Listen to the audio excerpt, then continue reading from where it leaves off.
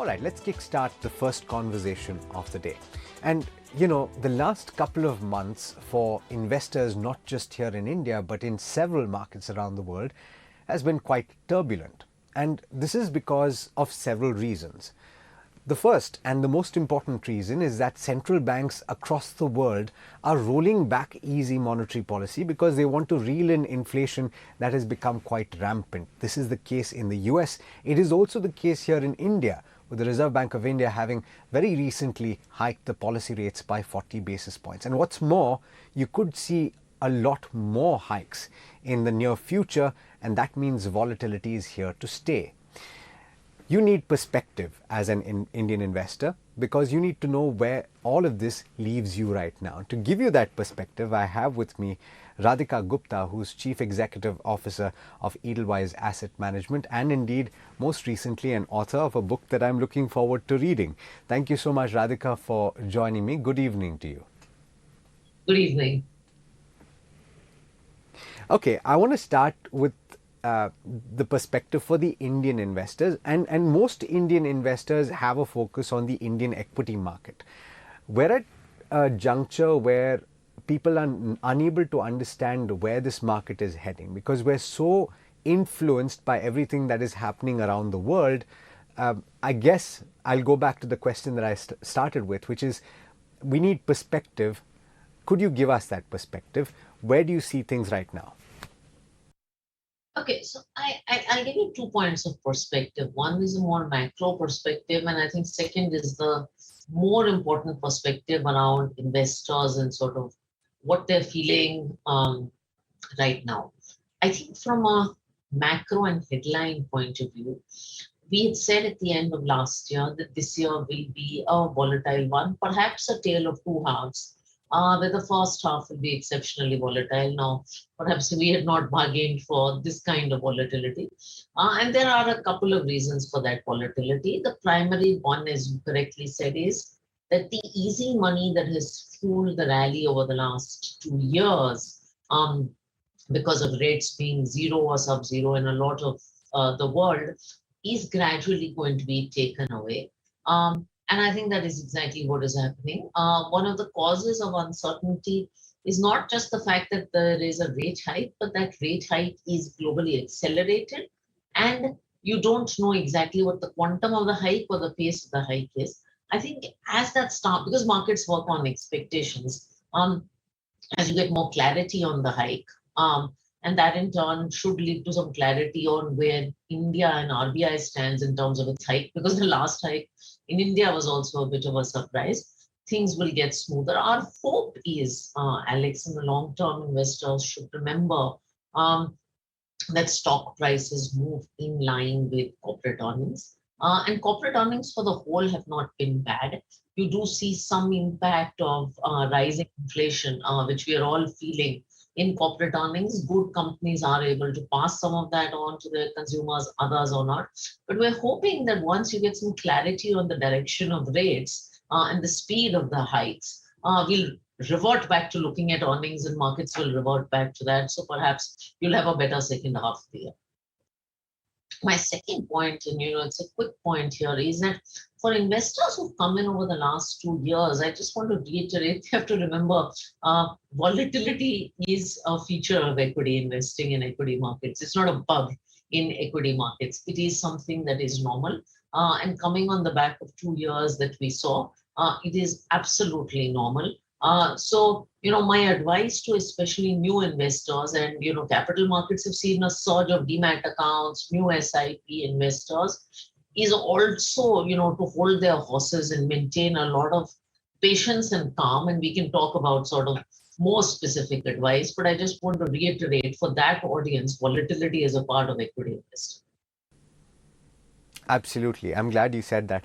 But would you say, to your earlier point, the first point that you're making, would you say that at this juncture, it's safe to say that there is a dislocation between the fundamentals and reality in a sense because of the kind of influence of extraneous factors right now?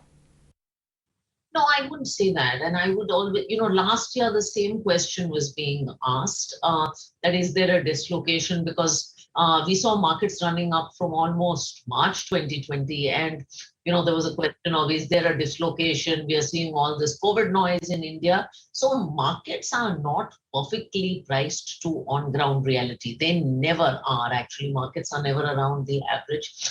Markets work on expectations of future earnings. And I think what is upsetting, agitating, or creating the volatility is the uncertainty, as I said, around interest rates and inflation. Once these factors become under control and market participants are able to get a better grapple with them better, I think you'll see some of that volatility subside. So no, I don't think markets are out of sync. Markets are rarely priced to what you see as ground reality. Absolutely. Okay.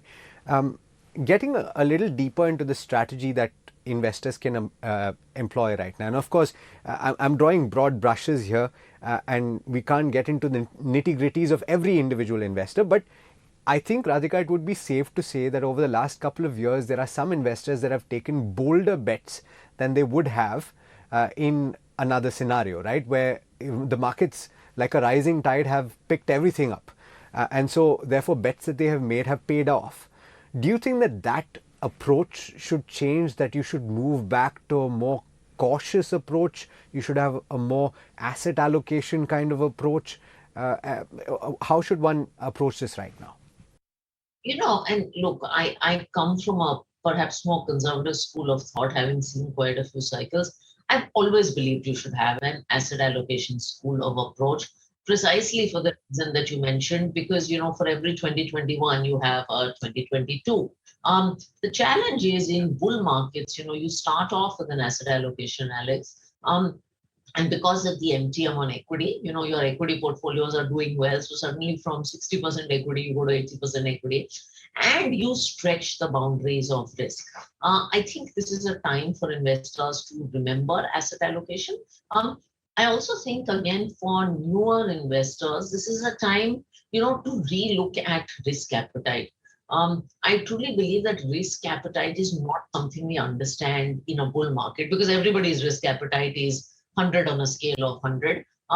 If your portfolio and the kind of volatility that is happening today is causing you a lot of anxiety on a day-to-day basis, I think you've missed your asset allocation goals. I don't think you've done.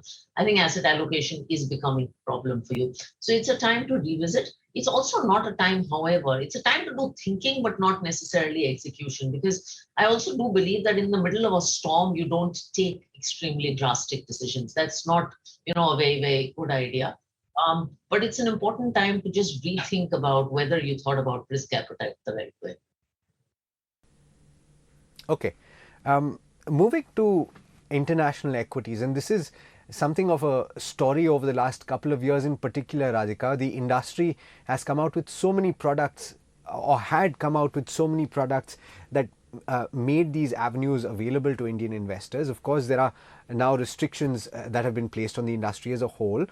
But help us understand that thesis, the thesis that investing in assets abroad, in equity abroad, particularly in the US markets, for example, is a great idea from a diversification standpoint. Does that thesis still hold true? Look, Alex, I have personally been investing in international equities sitting in India since 2013. And I think the diversification thesis is timeless. The fact that you have to be invested in multiple assets in India and multiple equity classes abroad still holds true, simply because India is not the only country that performs. You have emerging markets like China that have great runs, and then you have, markets like the US. Also, a lot of sectoral stories are not well represented in the Indian market, particularly themes around tech, to some extent healthcare. So I think diversification is important. Now, again, what is causing, and we run one of the largest international investing books, both in our US and China fund. What's causing investors anxiety? I think is the extreme volatility. Unfortunately, as happens, a lot of investors have come into this asset class in 2020. Or 2021, actually, more specifically, seeing exceptional past returns. And, one of the things that we have been saying for the last 3-4 years of selling international funds is you actually should not be unhappy that China underperformed India one year, because there's also a year when it drastically outperforms India. That is diversification at play.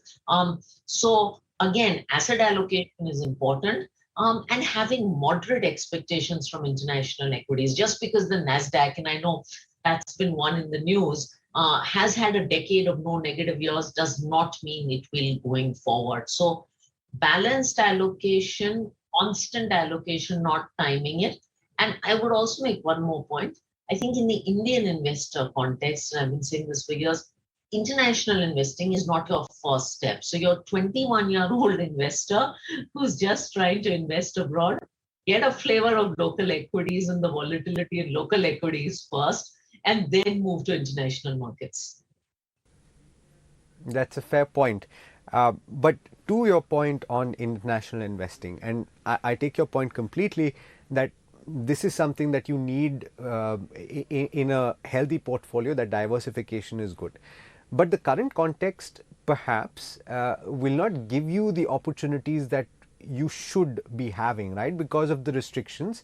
The reason I'm saying this, Radhika, is that there is a perception right now that the products that are currently available are very targeted in nature. They allow you, for example, to invest in the Nasdaq 100, which is very tech focused and maybe has a bit of too much focus on one particular sector. Is that a bad thing? Should people wait, for example, for things to open up, maybe the restrictions to lift, that level to increase for the Indian mutual fund industry? I think so. And it's funny that we're having this conversation around NASDAQ right now, because last year, and I run a tech fund, the ask was not only US tech, it was concentrated, super concentrated over, and it's just, it's just a sign of how we tend to max out a thing. I know the limit is frustrating some Indian investors because they feel they can't add at the bottom. I do think, however, that limited investment options does not mean you do what is wrong for your asset allocation. So if thematic funds, or if a theme is not right and you're just going down that route because there's no other option available, probably not wise. I'm hoping, and we're all hoping and working to ensure that at some point the limit opens up as regulators feel right. And I always say no investment opportunity is running away. Are you familiar, Radhika, at all about where this conversation is at with a couple of regulators? In fact, it's not just the SEBI, right? It's the RBI that has come into play as well. Yeah. I am familiar, with where the conversation is with SEBI, RBI, and to a certain extent, Ministry of Finance. But suffice to say, I think regulators are looking at multiple issues. And this is also an extremely volatile time, for Indian equity markets, global equity markets, currency markets, which is perhaps why they're taking time to make the decision. We have, of course, made adequate representations to SEBI and RBI, but I'm sure they'll take a decision given what is right for the times. Fair enough. Speaking of the Reserve Bank of India, I think a lot of people were taken by surprise at the start of May when the Monetary Policy Committee, first of all, met off cycle and raised the rates by 40 basis points, because a lot of people saw this as a very sharp U-turn. In the context that we're in, with inflation and WPI having crossed 15%, CPI 8% or thereabouts, we're looking at the possibility of, and some people are saying, one more percentage point of repo rate hike by March of 2023. How should a fixed income investor approach this? Because, that's not strategy that we often speak about, Radhika. Okay, so two takes on this. I think quickly on fixed income, our take is that, of course, there will be a hike in repo rates. In fact, we probably see this moving to 6%. And perhaps that hike may be a little front-loaded. As RBI does things that are in line with global markets, you can't be too off, and perhaps that's why you saw a surprise rate hike. I think from an investor point of view, we have to simplify fixed income. And I would have a barbell approach if I was an investor in fixed income. One is my contingency money, or money I need in the short term, parked in very, very low duration instruments, liquid funds, arbitrage funds, funds that don't take a large amount duration because you don't want the mark-to-market hit. So as I said, liquid arbitrage is perhaps where I would be. As rates rise, do remember you will also get an opportunity to lock in money at higher rates. And my favorite category of funds is of course the passive index funds and ETFs in fixed income products like Bharat Bond or PSUSDL funds. And they will actually give you really attractive rates. You are now getting opportunities to lock in rates at 7.5+%. You don't have to go out and do it immediately, but as rates rise, you can lock in long-term interest, long-term yields in a staggered manner. So what you're suggesting is that debt laddering approach, which I think you've spoken about on social media, is still something that you should consider doing. And it will become very attractive to do because you'll have an opportunity to enter at high rates. Understood. I do want to ask this, and we've spoken about markets, we've spoken about approach that investors should have. I want to speak about, without getting into any specific names, Radhika, about recent events in the Indian mutual fund industry. There are certain individuals that have had to face investigations of front running, and there are investors that are asking questions. Do you think that it's a time for the Indian mutual fund industry as a whole to introspect and perhaps put regulations in place to prevent these from happening, or in the event that events like this happen, to react in a certain way that allows investors to be kept in the loop? Okay, so I will, and I've been privy to a lot of comments, warranted and unwarranted, that are made, particularly on social media, about the mutual fund industry. And I say this in my capacity both as AMFI Vice Chairman and as CEO. While we are not a perfect industry, and every industry goes through its challenges and has untoward incidences. And I am not commenting on any specific incidents or AMC, etc., etc. But I think in terms of financial products, as an Indian mutual fund industry, we are the most regulated, transparent, and well-governed industry out there. The amount of transparency you have and the amount of action that happens, I repeat, the action that happens when something untoward or undesirable happens in the industry is very, very high and continues to get stricter and stricter. So over the last 2-3 years, for instance, the guardrails that have been put in around fixed income after credit events, for instance, and many other things. So we're in an industry where if untoward events happen, then action is taken both by the industry and by the regulatory regime that we operate in. So I would just advise investors not to paint our entire industry with one brush based on a single incident or a single event. And as far as communicating with investors, look, there is a pace to regulatory action that happens, and there are considerations about how and when you communicate, and each fund house will take different action. But I'm sure people will communicate as and when I can. But I would just say, in my capacity, don't paint the industry with a whole brush. And remember, we manage 35 plus lakh crores of assets, and we do it in a cost-efficient, transparent, and well-governed way. And we will continue to get better and better. Nobody is perfect, but we will continue to get better and better. On that note, Radhika, thank you so much for taking the time. Always a pleasure speaking with you, and look forward to the next chat already. Thank you, Alex.